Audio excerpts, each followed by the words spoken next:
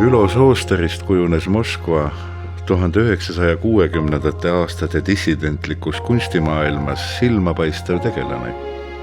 Soosteri kahepoolne teos Lilleõie ja päikesega pärinebki Moskva aastatest.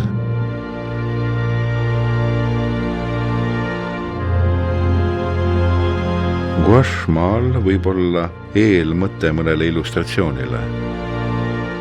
Ühel poolel eksootiline, soosterlikult stiliseeritud taim, teisal kiirgav päike meridiaanide ja laiuskraadide võrgustikul. Kunstniku andekus avaldub nii tema varasemates maalides kui hilisemates kohati sürreaalselt stiliseeritud ja isikupäraselt läbitöötatud kompositsioonides.